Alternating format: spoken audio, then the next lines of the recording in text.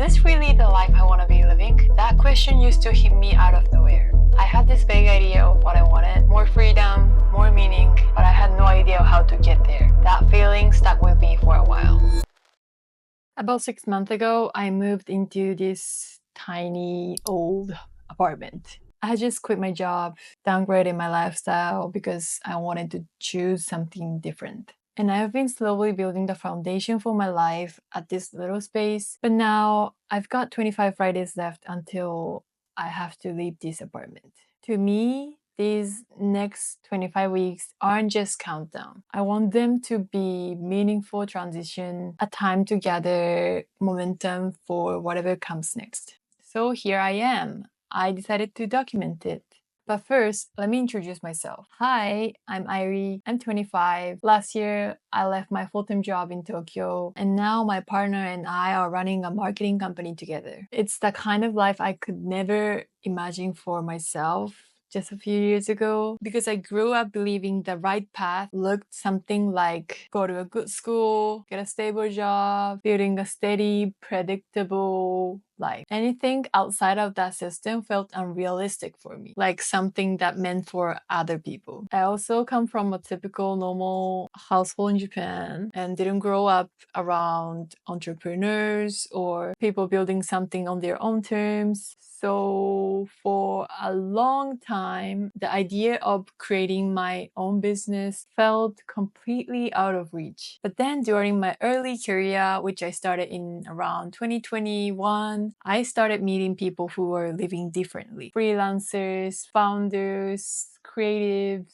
people creating their own path instead of following the traditional ones. And that changed something in me. The more honest I got with myself, the more I realized the life I was actually building didn't feel like mine. And last summer when I turned 25, something kind of clicked. I could just keep going down the path I was on, earning a decent salary, taking occasional vacations, doing all the right things, but I knew I would regret it. I didn't want to become that version of me who looks back one day and thinks, oh, I wish I had just tried. So yeah, I did it. And what I'm actually working toward now is the dream, the life of traveling and exploring the world with more freedom. Ever since I was little, I've been curious about the world outside of Japan. I was born and raised in Japan, went to public Japanese school, but my parents took me to English classes every week from when I was little. And also I used to be obsessed with Disney Channel, like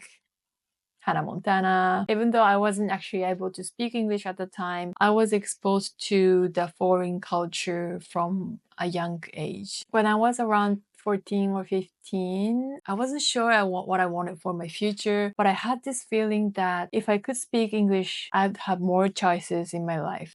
So during my high school, I spent a year in Canada, which was one of the hardest but memorable experience of my life. And that experience made me want to keep going. So I chose to go to university in Tokyo instead of staying in my hometown, Osaka. And during university, I also studied abroad in Italy, where I didn't really study that much, but I traveled over 15 countries while I was there almost every weekend. That time deepened my curiosity about the world even more. And after I started working full-time, I still wanted to travel. That hadn't changed, but over time, I realized something. You can travel while working full-time, but there are limits. Your schedule is limited. Your paid leave is limited. You have to ask for permission, plan around your company. And honestly, it always felt like I was squeezing my life into the gaps. And there's about money, of course, especially in Japan, where salary growth in your 20s is pretty slow, all because of the whole seniority-based system. And I remember thinking, oh, I wish I had more time, more money, more freedom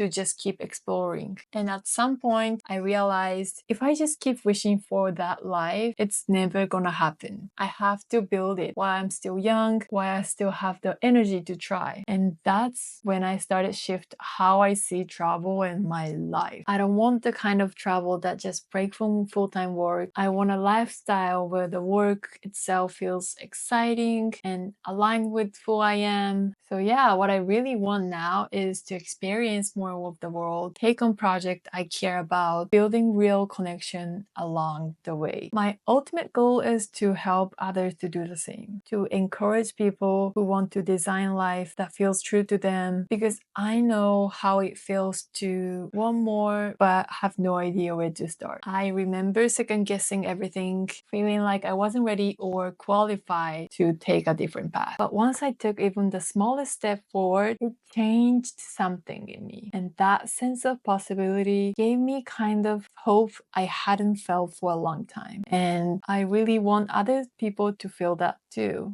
So why 25 weeks? Well, the lease on this apartment ends in the first week of November. It was 1 year contract, and at first we thought about trying to renew it because the rent is cheap, the location is perfect and convenient, and honestly, we weren't sure where our business will be by then. So yeah, it's safer to just stay here. But after a lot of discussion, my partner and I realized maybe it's time to step out of our comfort zone. We have been talking about leaving Tokyo, maybe even Japan, to figure out what's next. I have been in Tokyo for 7 years. He was born and raised here, so it's familiar and maybe too safe, like safe enough to make us stop growing. We still don't know where we're going. We're not even sure which country we'll be in, but we do know that these next 25 weeks